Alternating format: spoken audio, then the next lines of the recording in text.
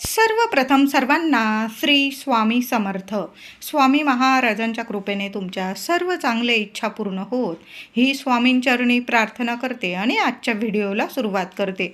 उद्या 6 मार्च 2026 शुक्रवार दिवशी मराठी वर्षातील ही शेवटची संकष्ट चतुर्थी आलेली आहे. बघा, आपलं गुढीपाडव्याला नवीन वर्षाची सुरुवात होणार आहे. तर ही संकष्ट चतुर्थी मराठी वर्षाची ही शेवटची संकष्ट चतुर्थी आहे. काही उपाय सेवा आवर्जून करायच्या आहे. जरी आपलं कॅलेंडरनुसार नवीन वर्ष सुरू झालेलं आहे, मार्च महिना सुरू आहे, तरी पण आपलं मराठी वर्ष हिंदू नववर्षाची सुरुवात ही गुढीपाडव्यापासून होत असते. तर उद्या 6 तारखेला संकष्ट चतुर्थी आलेली आहे. तर उद्या सेवा जरूर करायची आहे. लवकर उठा महिलांनो, दादांनो. संकष्ट चतुर्थी आहे आणि उद्या शुक्रवारसुद्धा आलेला आहे. श्री गणेश पूजनाबरोबर माता लक्ष्मी नारायणांची सुद्धा सेवा होणार आहे. सुंदर सोन्यासारखा दिवस आहे. काही शुभ कामं करायचे असतील, उद्याचा दिवस छान आहे. संपूर्ण दिवसभरात तुम्ही शुभ गोष्टी करू शकतात. म्हणजे नवीन काही व्यवहार करायचे असतील, घरदार, काही गाडी वगैरे घ्यायची असेल, सोनं नाणं, तुम्हाला ज्या शुभ गोष्टींची सुरुवात करायची असेल, लग्न कार्याची बोलणी वगैरे, अतिशय छान मुहूर्त आहे. दिवसभर छानच दिवस आहे उद्या. तर उद्या लवकर उठायचं आहे. आंघोळीच्या पाण्यात किमान 5-5 दुर्वा आणि चिमूटभर हळद टाकून आंघोळ करा. जे काही शारीरिक मानसिक त्रास असतील ते संपूर्ण नष्ट होईल. कुणी विनाकारण शत्रू त्रास देत असेल, तिथंच संपून जाईल त्याचं शत्रुत्व आणि तुमचा तो मित्र बनेल.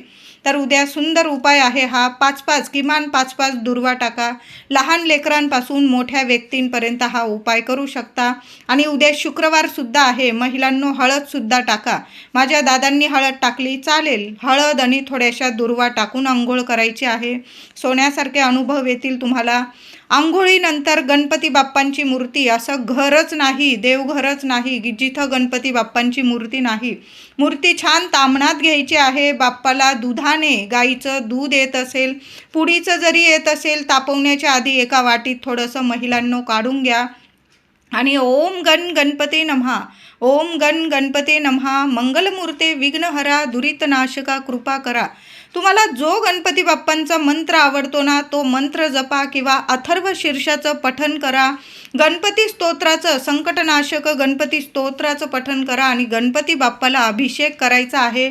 आधी स्वच्छ पाण्याने अभिषेक करा, नंतर दुधाने किंवा पंचामृत तयार करत असाल, दूध, दही, मध, साखर, तूप, तर छान असं ताज्या वस्तू घ्यायच्या आहे या 5ही आणि पंचामृत तयार करा आणि गणपती बाप्पाला अभिषेक करायचा आहे. देवघरात जेवढे देव असतील ना, प्रथम गणपती बाप्पाला अभिषेक करा, नंतर देवांना अभिषेक करायचा आहे. माता लक्ष्मीची मूर्ती असेल तर मूर्तीवर सुद्धा दुधाने किंवा पंचामृताने अभिषेक करायचा आहे. छान असं देवघरात थोड्या तांदळाची रास करायची आहे. अख्खे तांदूळ घ्या, मूठभर घेतले तरीही चालेल. दुसऱ्या दिवशी ते तांदूळ तुम्ही तुमच्या मुख्य डब्यात टाकू शकता किंवा त्याची खीर जरी केली आणि देवांना नैवेद्य दाखवला ना, सुंदर अनुभव येतात. घरात सगळं काही गोड व्हायला सुरुवात होतं. म्हणून अशा शुभ तिथींना देवघरात देवांची स्थापना आपण करतो ना, थोडे तांदूळ ठेवावे आणि त्यावर देवांच्या मूर्ती स्थापन कराव्या. गणपती बाप्पाला हळदी, अष्टगंध अर्पण करायचं आहे. कधी पण कोरडं नंतर अर्पण करायचं. प्रथम गणपती बाप्पांना अभिषेक करून घेतल्यानंतर कुंकू, हळद ओलं करायचं, अष्टगंध ओलं करायचं आणि गणपती बाप्पांना तिलक करायचं आहे.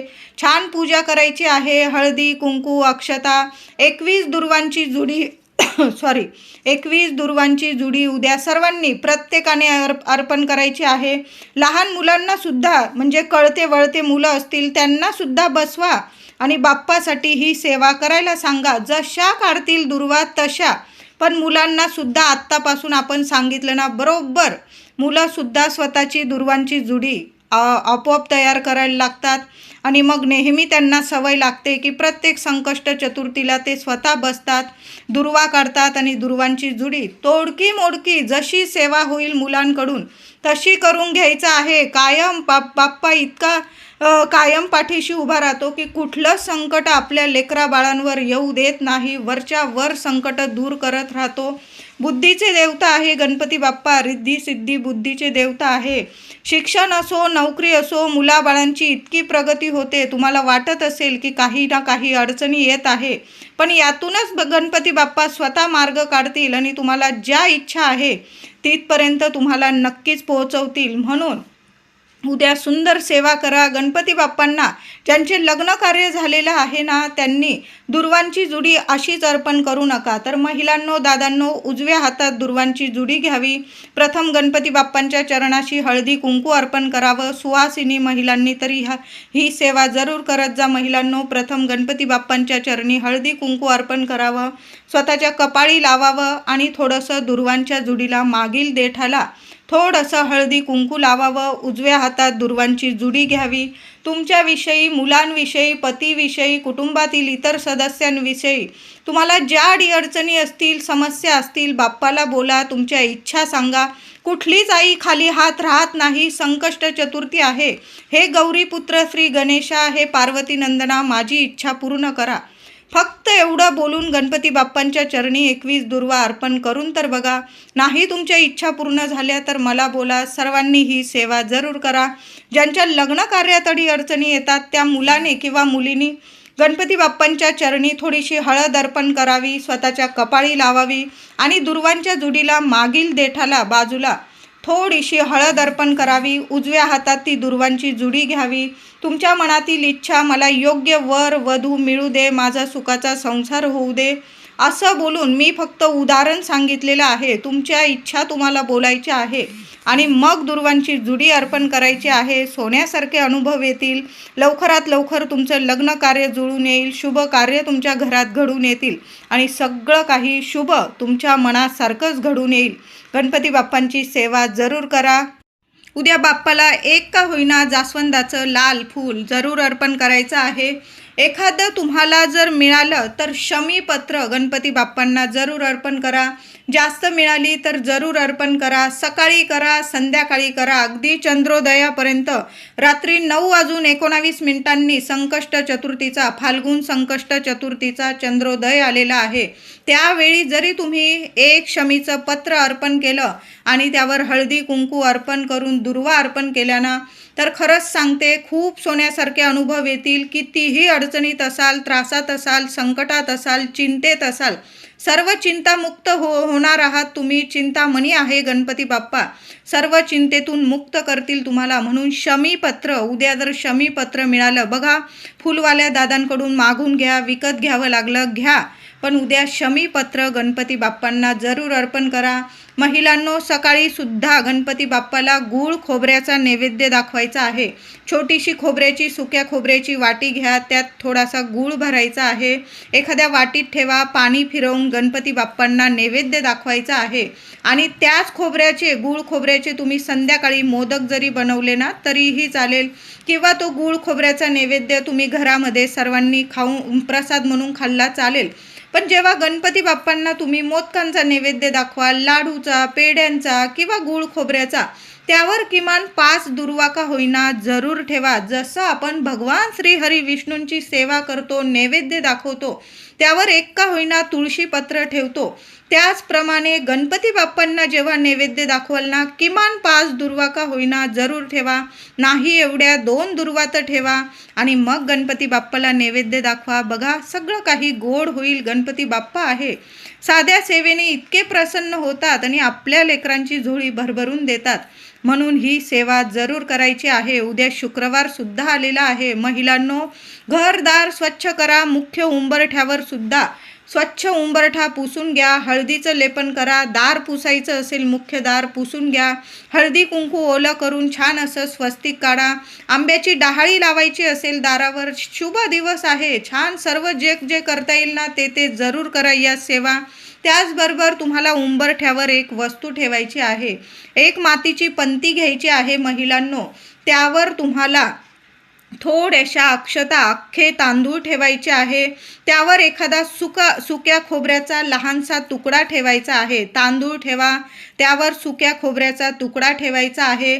त्यावर 2 कापराच्या वड्या ठेवा, 2 लवंग ठेवा. कळालं असेल माझ्या सर्व महिलांना. मातीची पंती घ्या, त्यात थोडेसे तांदूळ ठेवा, त्यावर थोडासा सुक्या खोबऱ्याचा तुकडा ठेवा, त्यात 2 कापराचे तुकडे ठेवा, त्यावर 2 लवंग ठेवा. दिवसभर तसंच राहू द्यायचं आहे तुम्हाला. एखाद्या कोपऱ्याला ठेवा म्हणजे कुणी पाय मारून देणार नाही. आणि संध्याकाळी दिवे लागणीच्या वेळीला किंवा थोडा उशीर झाला तुम्हाला तर संकष्ट चतुर्थीच्या चंद्रोदयाच्या आत तुम्हाला त्या वस्तू आपल्या मध्यभागी घ्यायच्या आहे. उंबरठ्याच्या येण्या जाण्याच्या मध्यभागी 2 मिनटं कुणाला ये जाय करू देऊ नका. आणि त्या वस्तू सर्व कापरासोबत तुम्हाला जाळून टाकायच्या आहे. सुंदर अनुभव येईल. घर भाड्याचं असो स्वतःचं असो हा उपाय जरूर करा. घरातील वास्तुदोष असतील किंवा जन्मांचा पितृदोष असू द्या संपूर्ण नष्ट होईल. मग माहेरचा पितृदोष असू द्या किंवा सासरचा कुठलाच पितृदोष तुम्हाला राहणार नाही. जेव्हा आपण तांदूळ जाळतो ना तेव्हा आपले पित्र तृप्त होतात, प्रसन्न होतात, आपली घरातली वास्तू प्रसन्न होते.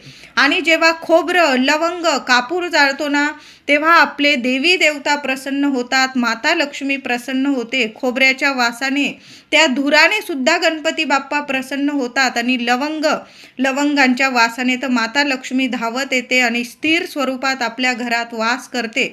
आणि कापूर तर सर्व देवी देवतांना प्रसन्न करता आपली वास्तू प्रसन्न होते. आणि घरातली जी नकारात्मकता असते ना ती संपून जाते. कधीच कुणाचा नजर दोष आपल्या घराला, प्रगतीला, मुलाबाळांना कधीच लागत नाही आणि आपली दिवस रात्र प्रगती होत राहते. म्हणून महिलांनो अशा पद्धतीने उद्या सकाळी किंवा थोडा उशीर झाला 11-12 वाजले तरी चालेल पण उंबरठ्यावर या वस्तू ठेवून द्या कोपऱ्याला. आणि संध्याकाळी किंवा रात्री चंद्रोदयाच्या वेळी या वस्तू उंबरठ्यावर जाळून टाकायच्या आहे. सुंदर अनुभव येईल. उद्या अथर्व शीर्षाचं पठण सर्वांनी करा. 11 वेळा करा, 21 वेळा करा किंवा 1 वेळा करा. नाही जमलं 1 वेळा तर करा. फलश्रुतीसह उद्या अथर्व शीर्षाचं पठण मुलांकडून सुद्धा करून घ्या. आपण बसलो की आपली मुलं आपोआप देवघराकडं वळतात आणि बसतातच. आपण स्वतः पठण करा. सगळ्या घरादाराने जेवढी लोक आहे ना तेवढ्यांनी सर्वांनी अथर्व शीर्षाचं पठण करायचं आहे. गणपती स्तोत्र पठण करा. सर्वांनी मिळून दोन्ही टायमाला झालं तर गणपती बाप्पांची आरती करा. नाही जमलं संध्याकाळी तर करा. संध्याकाळी गणपती बाप्पांची कापूर आरती करा, माता लक्ष्मीची आरती करा, तुमच्या कुलस्वामिनीची आरती करा, स्वामींची करा. तुम्हाला जेवढ्या आरत्या करायच्या ना कापूर आरती करा. त्याबरोबर सुद्धा 2 लवंग जाळा. संपूर्ण घरात त्या वस्तू जाळत म्हणजे तो धूप पसरवायचा आहे. प्रथम देवांना दाखवा आणि मग सगळ्या घरात पसरवायचा आहे. संडास बाथरूम सोडून सर्व ठिकाणी तो कापूर धूप पसरवायचा आहे. खूप सुंदर अनुभव येतात.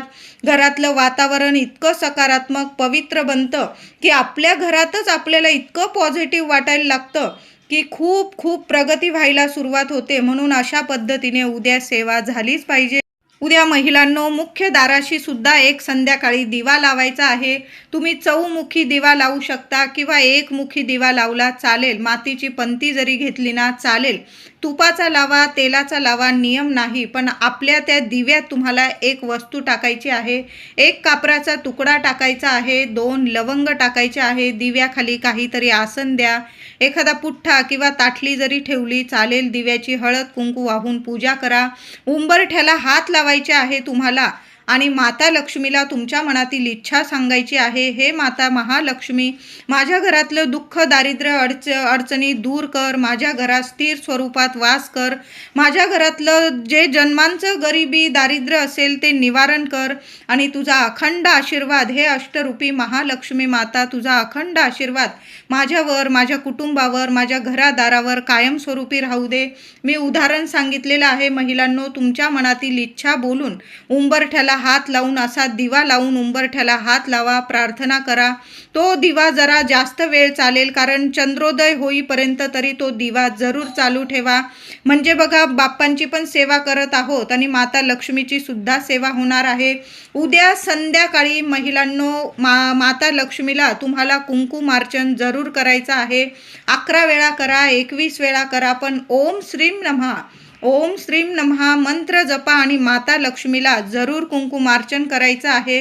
ते कुंकू दुसऱ्या दिवशी एखाद्या डबीत ठेवा आणि रोज अंघोळीनंतर लावायचं आहे. आता माता लक्ष्मीची सेवा करत आहोत, श्रीहरी विष्णूंची तर सेवा झालीच पाहिजे. ज्या घरात लक्ष्मी नारायणांची सेवा होते ना, त्या घरात कधीच कशाला कमी पडत नाही.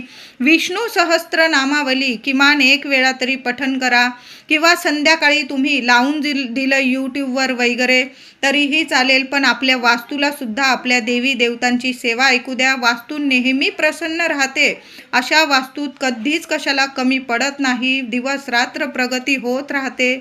उद्या गणपती मंदिरात गेलात महिलांनो, दादांनो, तर एक नारळ जरूर बरोबर घेऊन जा. दुर्वांची जुडी, एक लाल जास्वंद, तुम्हाला मोदकांचा, पेड्यांचा, लाडूंचा किंवा गुळाचे छोटे छोटे मोदक बनवून नेले किंवा गुळ खोबऱ्याचा नैवेद्य तुम्ही दाखवू शकता. पण बाप्पाची सेवा करायला घरात सुद्धा सेवा करा.